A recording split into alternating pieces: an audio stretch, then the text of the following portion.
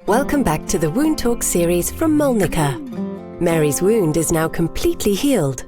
She's getting excited about doing the activities she loves again and finally being able to go on that holiday she was planning. In the previous episode, we learned about the 9th of our 10 essentials, managing cavities and fistulae. We are now ready to move on to our final essential. Last but not least, Essential 10. Evaluating wound management and preventing recurrence through patient engagement.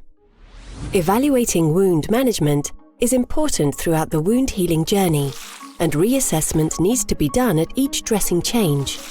It is important to monitor progress at every visit to decide if the treatment plan is working effectively. If not, adjustments to the plan should be considered. Due to the excellent care and wound management Mary has received, her wound has healed steadily over the course of her journey with Jane. But unfortunately, this is not the case for every patient. If after 4 weeks, a hard-to-heal wound is not healing as expected, even when following the standard of care, referral to a specialist clinic for further examinations and tests may need to be done to investigate this, and an alternative diagnosis may need to be considered. The patient's general and social health should be looked into, and more advanced treatments or surgery may need to be considered as well. For some patients, wound healing may not be possible.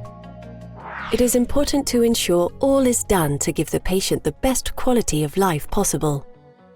Ensuring patients are happy to comply with their treatment plan can be a crucial aspect of helping a wound to heal.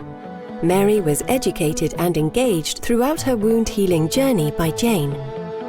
And as a result, she wanted to do as much as she possibly could to encourage her wound to heal. Unfortunately, many patients with hard-to-heal wounds will experience recurrence. But there are steps that can be taken to try and prevent this from happening. Even though Mary's wound has now healed, she will continue to be educated about how she can prevent new ulcers from developing, with the help of digital tools and support from Jane and other healthcare professionals.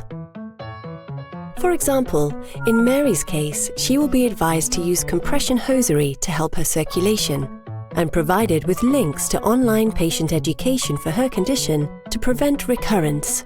And with that, we have completed the last of our 10 essentials. Now that we have explored why evaluating wound management and preventing recurrence is important, let's take a look at how we implement this knowledge into practice before we start exploring other avenues of wound management.